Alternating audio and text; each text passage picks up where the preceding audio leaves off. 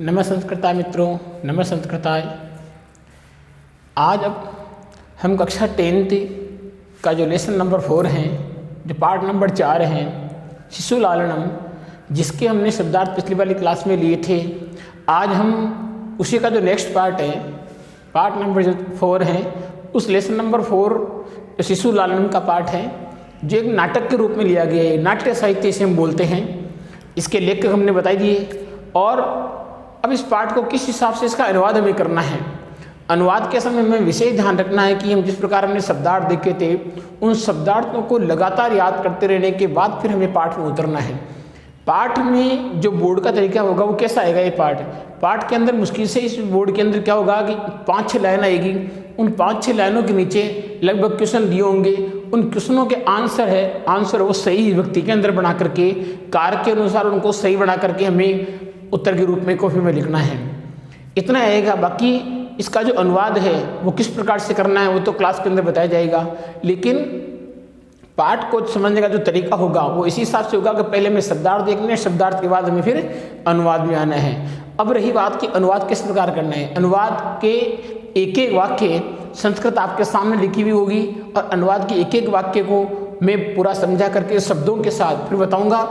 Last में जो वाक्य पूरे शब्दों का अर्थ बोलने के बाद में जो वाक्य बोला जाएगा वो वाक्य ही उस लाइन का हिंदी अनुवाद हो जाएगा। तो देखिए, मैं पाठ को स्टार्ट करता हूँ पहली पंक्ति से। पहला पैराग्राफ क्या लिखा है, तो पहले पैराग्राफ के अनुसार पाठ में लिखा हुआ है, जो पाठ का नाम देखना, पाठ का नाम शिशु लालन लिखा हुआ है। तो इस शिशु लालन की जो पहली लाइन है वो आगे आपके सिंहासनस्थ है। सिंहासनस्थ का मतलब होता है सिंहासन पर बैठे हुए। राम का मतलब होता है राम। तो लाइन की हिंदी क्या होगी कि राम सिंहासन पर बैठे हुए हैं। आपको कॉपी में इतना ही करना है, कॉपी में इतना ही करना है, राइटिंग के साथ करना है। संस्कृत आपके सामने, हिंदी मैंने बोल दी। हिंदी कहीं भी किसी एडवाइजर में से किसी आपको बुक की सहायता नहीं लेनी है। वहाँ पर हिंदी अर्थ में सही प्रयोग, कारक की विभक्तियों का प्रयोग नहीं किया हुआ है, तो वहाँ का और अपना हिंदी अनुवाद मैच नहीं खाएगा। इसलिए हिंदी अनुवाद आपको वही करना है जो बताया जा रहा है। तो सिंहासनस्थ का मतलब क्या हो गया कि सिंहासन पर बैठे हुए हैं, और राम का मतलब हो गया राम। तो लाइन की हिंदी होगी कि राम सिंहासन पर बैठे हुए हैं। अब मान लो नीचे प्रश्न में ये पूछ लिया कि राम में कुत्र भूपिस्ति, राम कहाँ बैठे हुए हैं, तो इसका उत्तर आएगा या तो बोल सकते हो आप सिंहासनस्थ हैं या बोल सकते हो आप सिंहासनी। सिंहासनस्थ का मतलब सिंहासन पर बैठे हुए हैं, और सिंहासनी का मतलब हो गया सिंहासन पर। दोनों उत्तर में से कोई भी उत्तर है, दोनों उत्तर सही है। अगली लाइन ततः है, उसके बाद प्रविशत है, प्रवेश करते हुए। कौन? विदूषकेन, विद्वान के द्वारा, उपदिश्यमान, बताए गए, मार्गो, रास्ते से। अर्थात उसके बाद विद्वान के द्वारा बताए गए रास्ते से। बीच में है प्रविशत है, ये क्रिया है। प्रविशत है क्रिया है जो लास्ट में ली जाएगी हिंदी अनुवाद में। तो ततः का मतलब हो गया उसके बाद, और विदूषकेन का मतलब हो गया विदूषक के द्वारा, उपदिश्यमान का मतलब हो गया बताए गए, मार्गों का मतलब रास्ते से, तापसों का मतलब हो गया तपस्वी, और कुशलव का मतलब हो गया कुशलव। तो लाइन की हिंदी क्या होगी? उसके बाद विद्वान के द्वारा बताए गए रास्ते से तपस्वी, कुश और लव प्रवेश होते हैं। उसके बाद विद्वान के द्वारा बताए गए रास्ते से तपस्वी, कुश और लव प्रवेश करते हैं। ठीक है, आगे अब विदूषक बोल रहे हैं, मतलब जो लाइन की जो मैंने बोला है, उसके बाद विद्वान के द्वारा बताए गए रास्ते से तपस्वी, कुश और लव प्रवेश करते हैं। तो मतलब जो विदूषक है वो आगे आगे चल रहे हैं कि हे बच्चों तुम मेरे साथ साथ आते जाओ, उनको रास्ता बता रहा है, और बच्चे वहाँ पर राज दरबार में, राम दरबार में वहाँ पर पहुँच रहे हैं। अगली लाइन नीचे लिखना विदूषक। ध्यान रखना जो बोल रहे हैं उनका नाम हमें एक सीध में लिखना है, और जो बात कही जा रही है वो अलग लिखना है। ये नाटक का रूप 9th क्लास के अंदर आप देख चुके हो। नाटक का अनुवाद कैसे हमें कॉपी में करना है।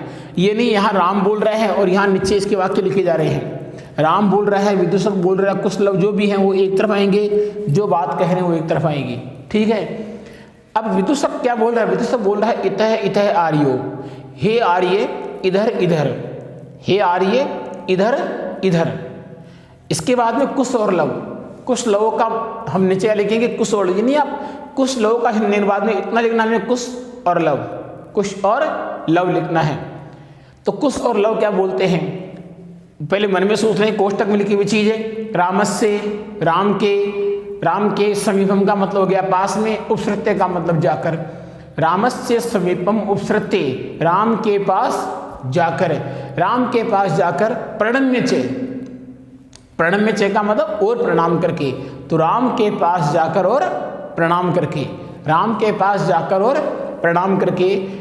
अपि, अपि अगर किसी वाक्य के पहले अपि लिखते हैं तो उसका मतलब होता है क्या? अपि कुशलम महाराजस्य, कि क्या महाराज कुशल पूर्वक हैं। कुश और लव, जैसे ही राम दरबार में जाते हैं तो पहला प्रश्न क्या पूछते हैं कि क्या महाराज कुशल हैं। राम बोल रहे हैं युष्मत् दर्शनात्, आपके दर्शन से कुशलम इव, कुशल सा ही हूँ। राम बोल रहा है कि आपके दर्शनों से कुशल सा ही हूँ, आपके दर्शनों से कुशल सा ही, कुशल सा ही हूँ। ध्यान रखना, आपके दर्शनों से कुशल सा ही हूँ। आगे भवतो हो, आप दोनों, किम क्या, वयम हम सब, तो आप दोनों और हम सब, आप दोनों और हम सब, अत्र यहाँ, कुशल प्रश्न से, कुशलता पूछने के ही, भाजनम पात्र, अब लगाना है किम क्या, तो पहले लगा सकते हो आप किम क्या, क्या आप दोनों और हम सब, क्या आप दोनों और हम सब कुशल प्रश्न पूछने के पात्र ही हैं। क्या आप दोनों और हम सब कुशल प्रश्न पूछने के ही पात्र हैं, अर्थात वो कहना चाहते हैं कि क्या हम दोनों आपस में कुशलता पूछेंगे और कुछ भी काम भी करेंगे। तो राम बोल रहे हैं भवतो हो, आप दोनों, वयम अत्र और हम सब, कुशल प्रश्न से भाजनम, कुशलता पूछने के ही पात्र हैं। अब किम आ गया, किम को लगाना है आगे, तो क्या आप दोनों और हम सब कुशल प्रश्न पूछने के ही पात्र हैं। न का मतलब नहीं, पुनः का मतलब फिर, अतिथि जन का मतलब अतिथि लोगों के साथ, समुचित से का मतलब उचित, और कंठाश्लेष का मतलब गले मिलना। एक एक शब्द का अर्थ बताया मैंने। अब ये न किसके साथ में आएगा, न आएगा समुचित से, न समुचित से उचित नहीं है, कंठाश्लेष है गले लगना, मतलब गले लगना उचित नहीं है। किसके साथ, अतिथि जन है, अतिथियों के साथ, और पुनः का मतलब होता है फिर। तो क्या फिर अतिथि लोगों के साथ गले मिलना उचित नहीं है, तो क्या फिर अतिथि लोगों के साथ गले मिलना उचित नहीं है। ये बात कौन बोल रहा है, राम बोल रहे हैं। फिर राम वही कहता है, कोष्टक में दिया वाक्य परिस्वज्य, और परिस्वज्य का मतलब होता है गले मिलकर। परिस्वज्य का मतलब जैसे राम ने कहा कि क्या आप दोनों और हम सब कुशल प्रश्न पूछने के ही पात्र हैं, तो क्या अतिथि लोगों के लिए गले मिलना उचित नहीं है, तो फिर दोनों कोष्टक में लिखा हुआ है गले मिलकर। परिस्वज्य का मतलब गले मिलकर। जैसे राम गले मिलते हैं तो राम को एक अलग एहसास होता है, और राम को एहसास तो होता ही, क्योंकि राम जिनसे गले मिल रहे हैं असलियत में राम के दोनों पुत्र हैं वो, लेकिन राम को इस बात का पता नहीं है कि वो लव और कुश जो दोनों हैं वो मेरे पुत्र हैं। अब जैसे जैसे कहानी आगे बढ़ेगी तो राम की उत्सुकता है वो, और जो दोनों का रिश्ता है और मजबूती की तरफ बढ़ेगा। मतलब राम को फिर विश्वास हो सकता है लास्ट में जाकर के भाई ये दोनों जो कहानी बता रहे हैं और अपनी कहानी है वो दोनों से बिल्कुल सेम मैच खा रही है।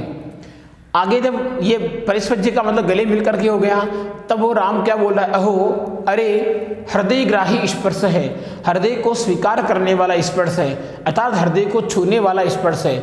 जैसे राम गले मिलता है कुश और लव से तो एक अलग ही अनुभूति होती है। तो राम वहाँ पर बोल रहे हैं अहो अरे हृदय ग्राही स्पर्श है, हृदय को छूने वाला स्पर्श है, हृदय को छूने वाला स्पर्श है। आसनार्धम उपवेशयति, आसनार्धम उपवेशयति का मतलब आधे आसन पर बैठाते हुए, आधे आसन पर, क्योंकि राम जहाँ आसन पर बैठे हुए थे वहाँ पर कुछ जगह खाली थी, तो उस आधी जगह के अंदर उन दोनों को बैठाने वाले थे, तो आधे आसन पर बैठाते हुए। इतने में उभो, उभो का मतलब लिखना आपको दोनों, उभो का मतलब क्या लिखना है, दोनों। दोनों कौन, कुश और लव, दोनों एक साथ क्या बोल रहे हैं, राजा आसनम खलवेतत। राजा आश्रम का मतलब राजा का आसन है, खलु का मतलब निश्चित रूप से, एतत का मतलब यह निश्चित रूप से किसका आसन है, राजा का आसन है, यह निश्चित रूप से राजा का आसन है। कुश और लव कहाँ, तपोवन के अंदर बड़े हुए थे, तो महर्षि ने सब शिकायत था कि हमें बड़े की जगह, बड़े के स्थान पर नहीं बैठना चाहिए। उस स्थान विशेष का एक आदर होता है, बड़े जो स्थान है उस स्थान विशेष का इतना आदर होता है कि हमें उनकी जगह पर नहीं बैठना चाहिए, उनके बराबर में दूसरे लगा सकते हैं, लेकिन जो स्थान राजा का बनाया गया है वहाँ पर तो राजा ही बैठेगा। बड़े का जो स्थान होता है वहाँ बड़ा ही बैठना चाहिए, उसके बराबर में दूसरा आसन लगा सकते हैं वो बात दूसरी है, लेकिन निश्चित स्थान उसी को देना है। तो दोनों बोल रहे हैं कि राजासनम खलु एतत्, यह निश्चित रूप से राजा का आसन है।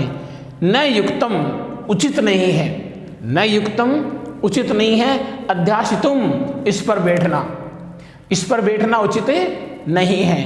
राम बोल रहे सव्यवधानम मतलब रुकावट नहीं, सव्यवधानम मतलब रुकावट, न का मतलब नहीं है, मतलब रुकावट नहीं है किस चीज के लिए, चरित्र लोपाय, चरित्र विनाश के लिए, अर्थात इस पर बैठने से आपका चरित्र विनाश नहीं होगा, ये बात राम कहना चाह रहे हैं। तो लाइन की हिंदी क्या होगी, लाइन की हिंदी क्या होगी कि चरित्र विनाश के लिए रुकावट नहीं है, लाइन इतनी हिंदी होगी।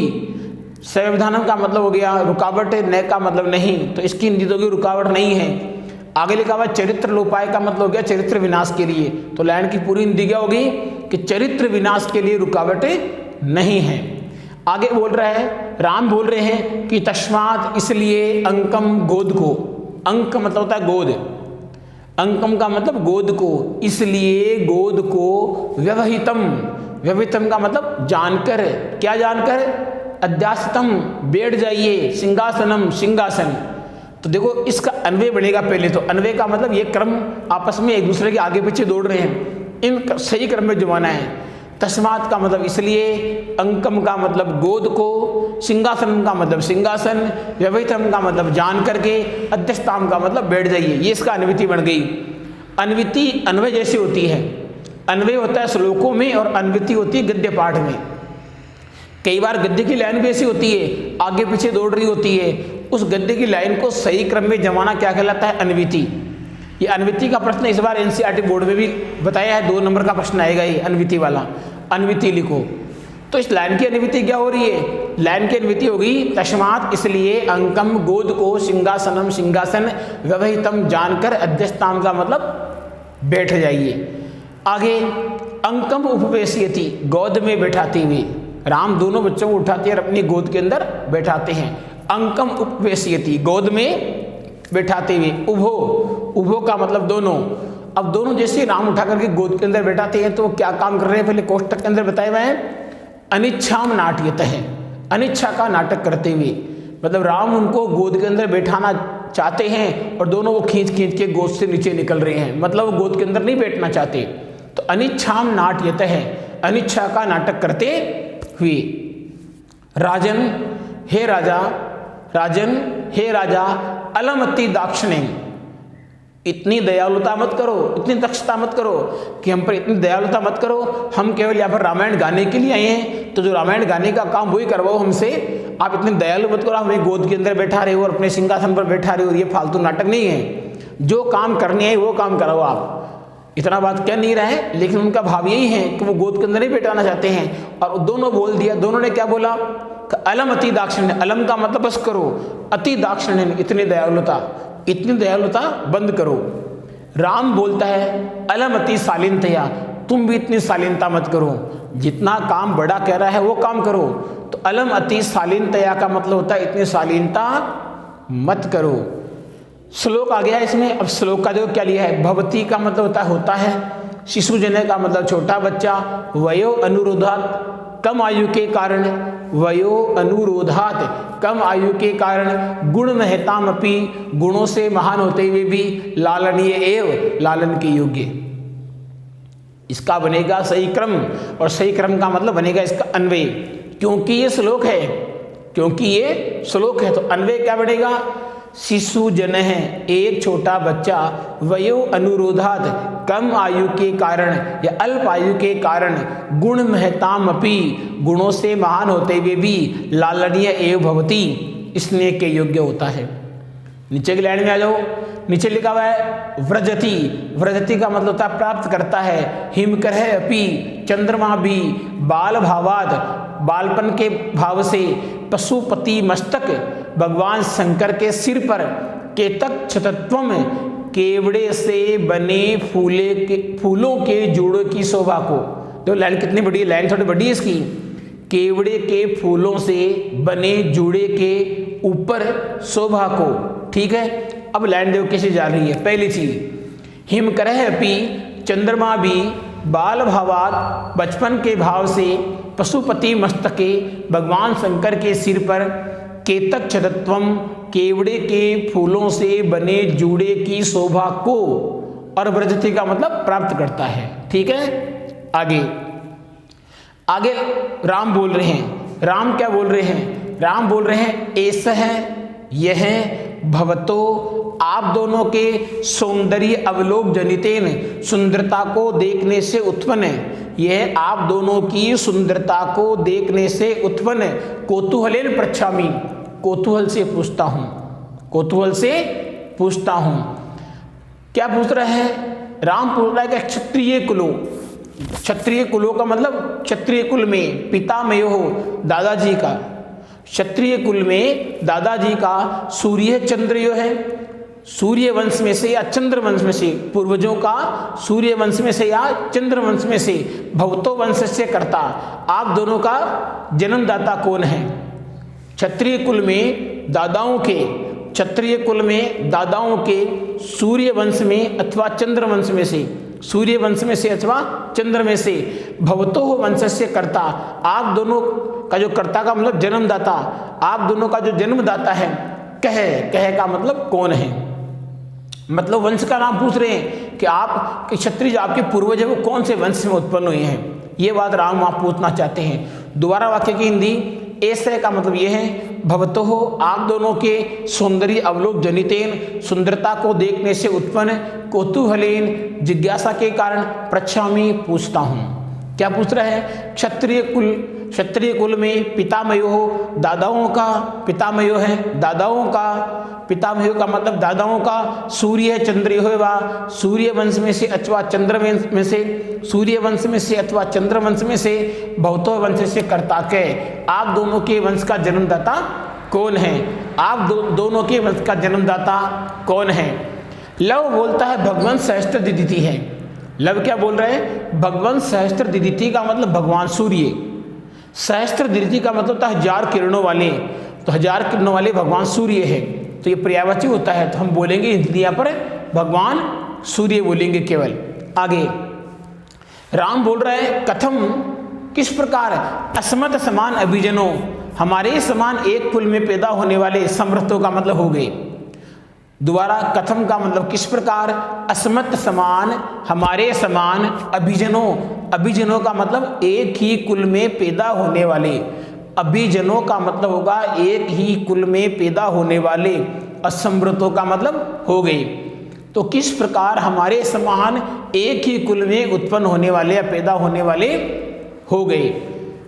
विद्वान, विदुषक जो पूछ रहा है, विदुषक क्या पूछ रहा है? किम, क्या, द्वयो अपि, दोनों का ही, एकम एव प्रतिवचनम, एक ही जवाब है, कि क्या दोनों का एक ही जवाब है।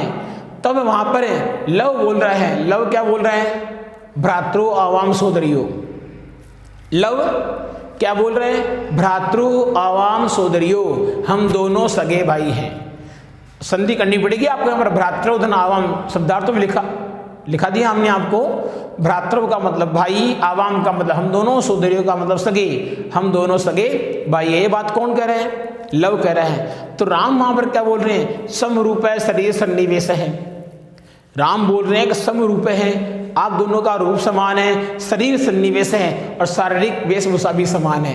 तो आप दोनों का रूप और शारीरिक वेशभूषा समान है, क्योंकि दोनों एक ही थे, एक साथ पैदा हुए थे, जुड़वा थे, तो उनका बिल्कुल डबल रोल सा मामला था वहां पर। तो ये बोल रहा है कौन? राम बोले कसम रूप है, आपका रूप और शरीर सन्निवेश है और शारीरिक वेशभूषा भी एक है। वैसे तू न किंचित अंतरम, आयु का तो कोई अंतर नहीं है, दोनों बराबर भी थे।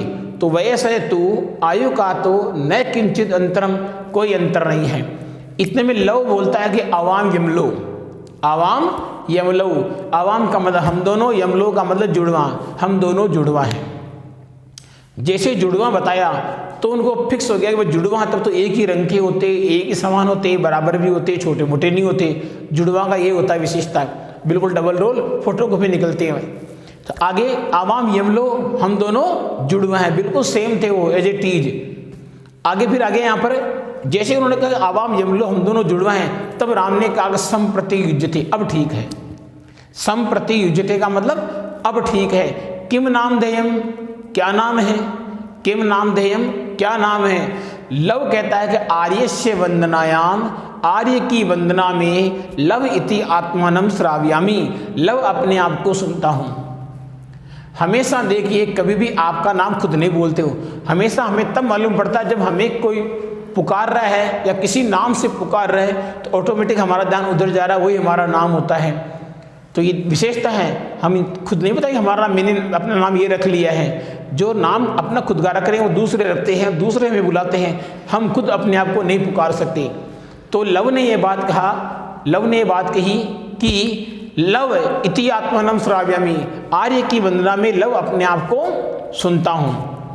फिर कुसुम निर्दिश्य, कुश की ओर इशारा करके, कुश की ओर इशारा करके क्या बोलता है, आर्यो अपि गुरुचरण वंदनायाम, आर्य भी गुरु चरणों की वंदना में, अर्थात आर्य अर्थात आर्य भी अपना नाम बता दो। तो ये कहना चाहता है, हिंदी ये लिखनी है हमें, आर्य भी गुरु चरणों की वंदना में, कुश की ओर इशारा करके आर्य भी गुरु चरणों की वंदना में, जैसे मतलब आप भी अपना नाम बता दीजिए, कहना ये चाहता है वो, शिष्टाचार से कह रहा है वो बात कि आर्य भी गुरु चरणों की वंदना में। कुछ बोल रहा है अहम अपि कुश इति आत्मानम श्राव्यामि, तो कुश ने भी ये जवाब दे दिया कि कुश मैं अपने आप को सुनता हूँ, अहम कुश है, मैं भी कुश इति आत्मानम, ऐसा स्वयं को श्राव्यामि सुनता हूँ।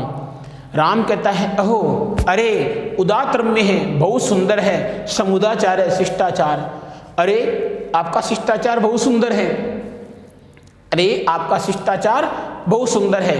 किम नाम देयो, क्या नाम है, भवतो है गुरु है, आपके गुरु का। राम ने कहा कि आपके गुरु का क्या नाम है। लव बोला ननु भगवान वाल्मीकि, निश्चित रूप से भगवान वाल्मीकि।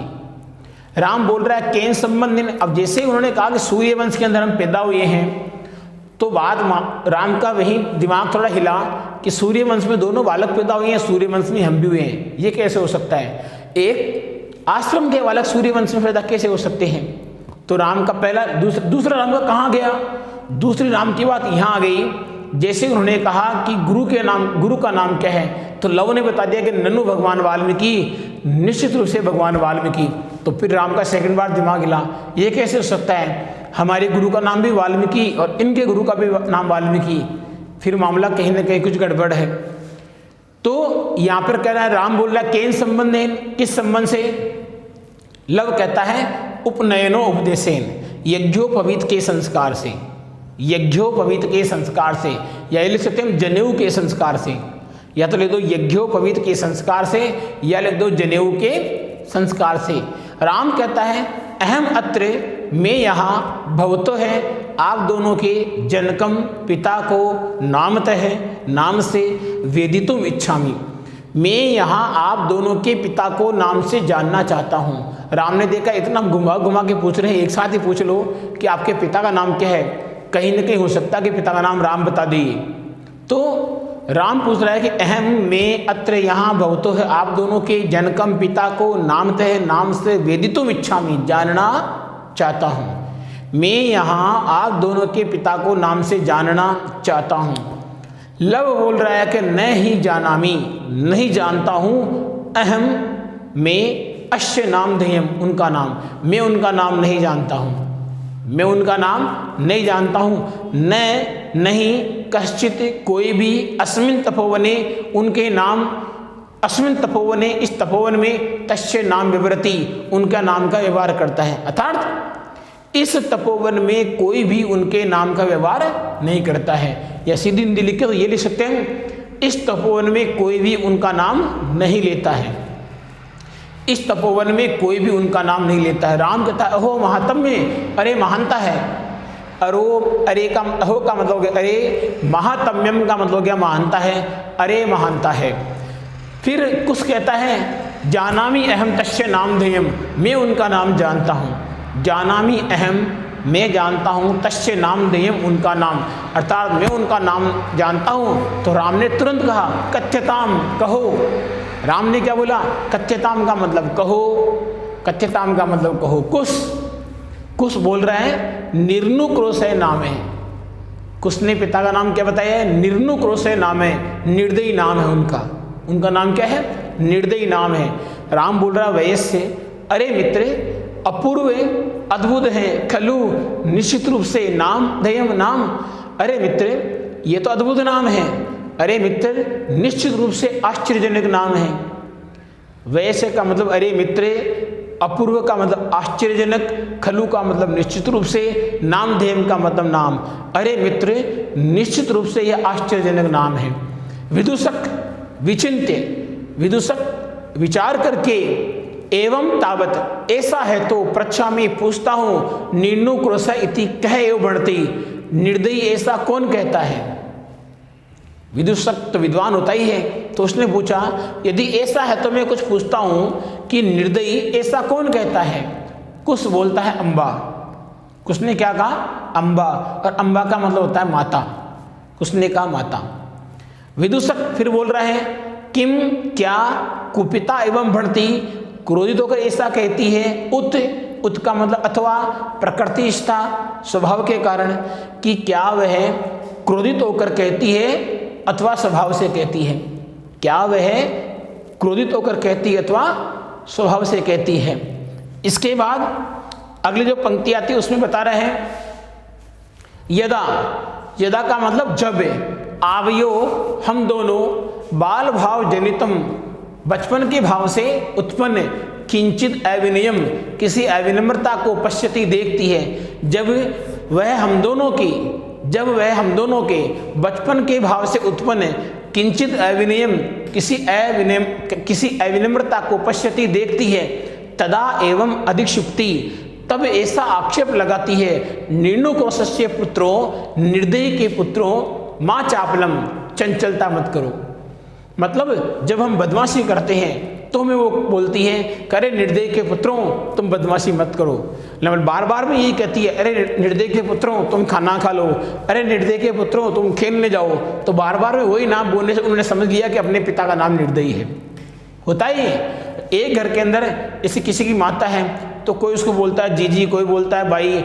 जैसे छोटा बच्चा होता है तो उसको जीजी स्टार्ट कर देता करना है, वही मम्मी को जीजी कहता है, उसके जो अंकल वो जीजी कहते हैं, उसके पापा वो जीजी कहते हैं। तो उसको उस एक लेडीज को जो बिल्कुल वृद्धा हो चुकी उसको जीजी बोलते हैं। छोटे बच्चे जीजी बोलते हैं, बड़े जीजी बोलते हैं, उनके पापा जीजी बोलते हैं, पापा के छोटे भाई जीजी बोलते हैं, ताऊ जी सब जीजी बोलते हैं उसको। फिर तो ये नाम हो गया निर्दयी।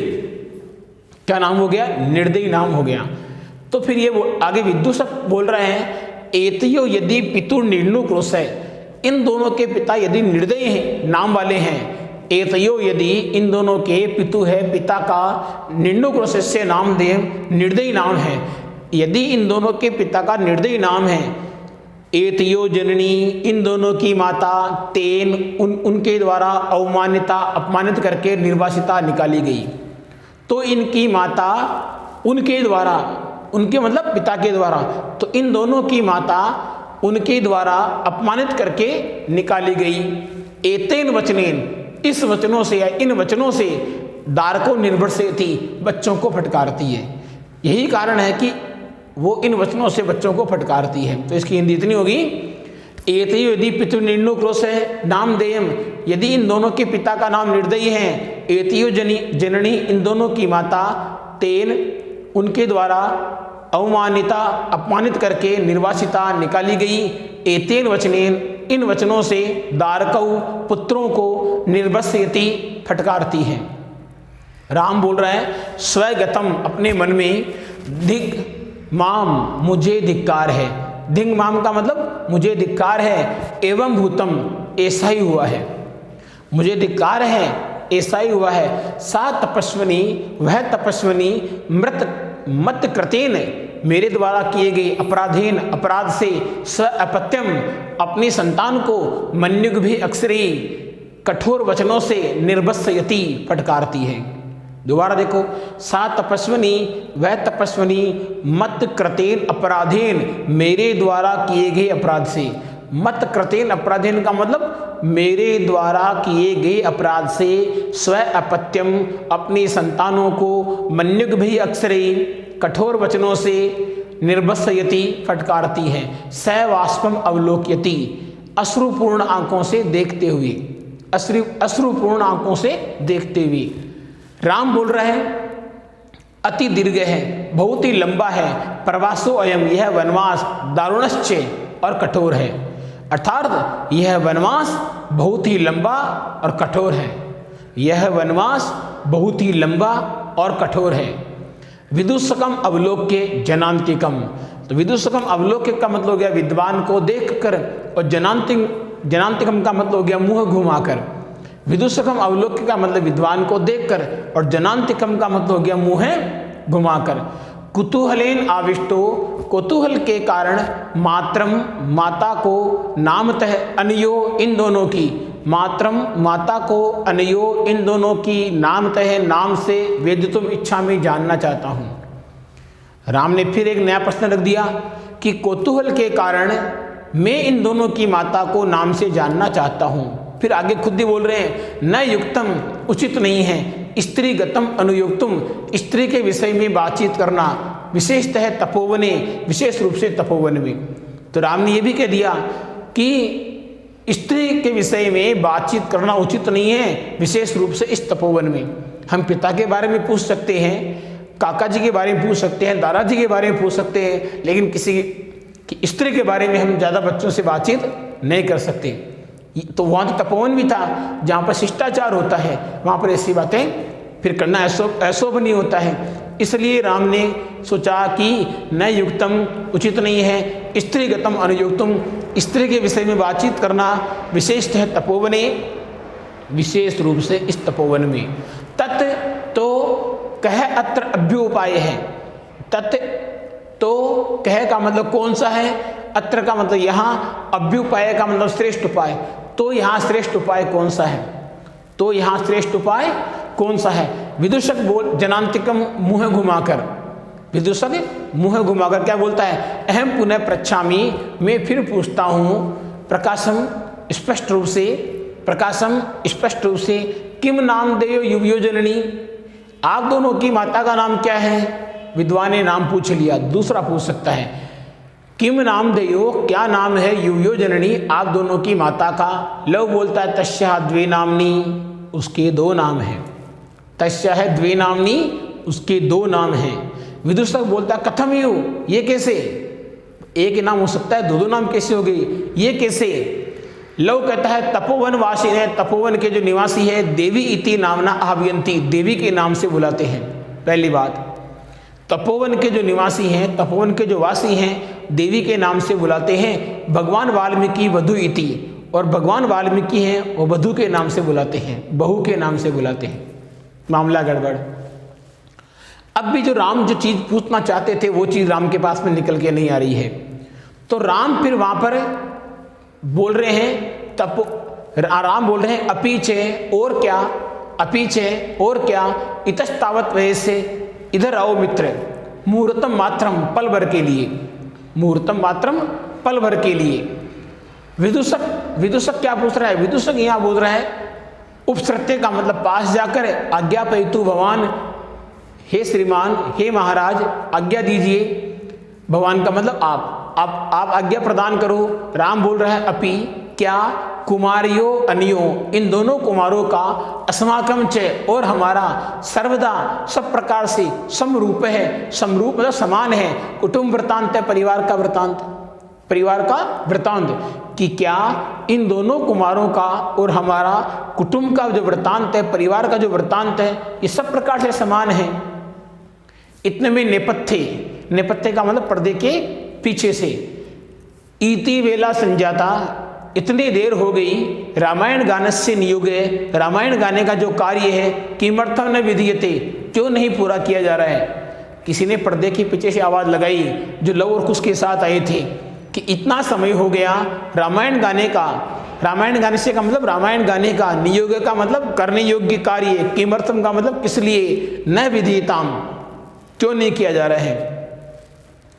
इतना समय हो गया, रामायण गाने का करने योग्य जो कार्य है क्यों नहीं किया जा रहा। उभऊ दोनों, राजन हे महाराज, उपाध्याय दूतो गुरुजी के सेवक असमान त्वरयति हमें शीघ्रता करा रहे हैं। हे महाराज, गुरुजी के दूत हमको शीघ्रता करा रहे हैं। अब राम बोल रहे हैं, मया अपि, मेरे द्वारा भी सम्माननीय है, सम्मान के योग्य है। असमान हमको त्वरयति शीघ्रता करा रहे। तब राम ने कहा कि मया अपि, मेरे द्वारा भी सम्माननीय है, सम्मान के योग्य है। मुनि नियोग है, मुनि के कार्य, अर्थात आपके जो मुनि के कार्य हैं वो मेरे द्वारा भी सम्मान के योग्य हैं। तथा ही, क्योंकि, तथा ही का मतलब होता है क्योंकि, भवंतो गायंतो, आप दोनों के द्वारा गाई गई, भवंतो आप दोनों के द्वारा, गायंतो गाई गई, आप दोनों के द्वारा गाई गई। फिर आगे जाए कविरपि, कवि का मतलब कवि हैं कौन, मुनि नियोग है, कवि हैं पुराणों व्रतनिधि, पुराणों का मतलब प्राचीन, पुराणों का मतलब प्राचीन, और व्रतनिधि मतलब तपस्वी, अर्थात जो प्राचीन तपस्वी हैं महर्षि वाल्मीकि के लिए आए चीजें जो है ना, पुराणों व्रतनिधि ये महर्षि वाल्मीकि के लिए आए हैं। तो प्राचीन जो तपस्वी हैं महर्षि वाल्मीकि वो इसके कवि हैं। ये श्लोक है, ध्यान रखना, इस श्लोक का अर्थ नहीं होगा, इस श्लोक का भावार्थ होता है, तो भावार्थ बनाने का प्रयास किया जा रहा है। दोबारा लाइन का हिंदी क्या होगी कि आप दोनों के द्वारा गाई गई और प्राचीन तपस्वी वाल्मीकि के द्वारा कविता की गई, वाल्मीकि के द्वारा कविता की गई।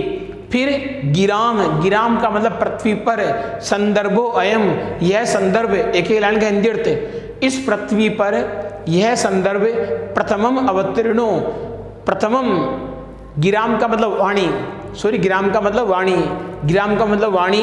फिर आ गया संदर्भो अयम, यह संदर्भ, प्रथमम का मतलब पहले, अवतरणों का मतलब अवतरित, वसुमतिम का मतलब पृथ्वी, अर्थात यह जो वाणी है यह पृथ्वी पर सबसे पहले अवतरित हुई है। यह जो वाणी है यह पृथ्वी पर सबसे पहले अवतरित हुई है। और कथा चेयम, कथा का मतलब ये कथा, इयम का मतलब ये है यह कथा, श्लाघ्या, श्लाघ्या का मतलब होता है प्रशंसनीय, यह प्रशंसनीय कथा, शिरुश्रु नाभस्य, सर शिरु है, नाभस्य का मतलब भगवान विष्णु की, अर्थात यह भगवान विष्णु की बहुत ही प्रशंसनीय कथा है, अर्थात यह भगवान विष्णु की बहुत ही प्रशंसनीय कथा है। आगे देख रहा है नियतम, नियतम का मतलब होता है संयोग, नियतम का मतलब संयोग, निश्चित रूप से, नियतम का मतलब निश्चित रूप से हो गया, और संयोग का मतलब है परिकर है, जो नीचे श्लोक में लिखा हुआ है परिकर है, परिकर है, ऊपर आएगा नियतम, संयोग, दोनों एक साथ आने वाले अन्वय में। तो कथा चयम, ये कथा श्लाघ्या प्रशंसनीय है, सरस्रु नाभस्य भगवान विष्णु की, यह भगवान विष्णु की बहुत ही प्रशंसनीय कथा है। नियतम निश्चित रूप से, पुनाति पवित्रता देती है, आनंद श्रोतारम श्रोताओं को, रमयति आनंदित करती है, रमयति का मतलब क्या होगा, आनंदित करती है। स अयम, यह का मतलब कथा के लिए आया है। अब अगर निश्चित रूप से, अयम सो अयम का मतलब हो गया यह है, आगे लिखा हुआ है क्या, परिकर है, और परिकर मतलब संयोग। देखो क्या बन रहा है, नियतम का मतलब निश्चित रूप से, परिकर का मतलब संयोग, निश्चित रूप से यह संयोग, दोबारा ध्यान देना आप, निश्चित रूप से यह संयोग, निश्चित रूप से यह संयोग, श्रोतारम श्रोताओं को, पुनाति पवित्रता प्रदान करता है, रमयति चे और आनंद प्रदान करता है। क्लियर है, निश्चित रूप से यह संयोग श्रोताओं को पवित्रता प्रदान करता है और आनंद प्रदान करता है। वयस्य, हे मित्र, वयस्य का मतलब हे मित्र, अपूर्वो अयम, बहुत अद्भुत है, अपूर्व अयम बहुत अद्भुत है, मानवा नाम मनुष्यों में सरस्वती अवतार है, यह सरस्वती का अवतार। हे मित्र, मनुष्यों में यह सरस्वती का अवतार बहुत ही अद्भुत है। तत् अहम, तो में, तत् अहम तो में, सुहृज जन साधारणम, सुहृज मित्र जन साधारणम, और जन साधारणों को, अर्थात मैं जो साधारण मित्र हैं, मैं साधारण मित्रों को श्रोतुम इच्छामि सुनना चाहता हूँ, मैं साधारण मित्रों को सुनना चाहता हूँ। सन्निधिताम, नजदीक आए, सभासद है, सभासद, सभासद नजदीक आ जाएं, सभासद नजदीक आ जाएं, और प्रेष्यताम भेज दीजिए, अश्मद अंतिकम मेरे पास में, सौमित्री है लक्ष्मण को, मेरे पास में लक्ष्मण को भेज दीजिए। प्रेष्यताम का मतलब भेज दो, अश्मद अंतिकम मेरे पास में, और सौमित्री का मतलब होता है लक्ष्मण, क्योंकि लक्ष्मण की मात्रा का नाम था सुमित्रा, इसलिए यहाँ पर लक्ष्मण, सौमित्री का मतलब लक्ष्मण। ठीक है। कौशलेंद्र आता है, कौशलेंद्र का मतलब राम होता है। ठीक है। तो यहाँ पर आ गया लक्ष्मण को मेरे पास में भेज दीजिए, और अहम अपि में भी एतयो इन दोनों के कारण, चीरासनम लंबे समय से बैठे रहने के कारण, परिखेदम थकान को, विहरणम कृत्वा टहल करके, अपनयामी दूर कर लेता हूँ।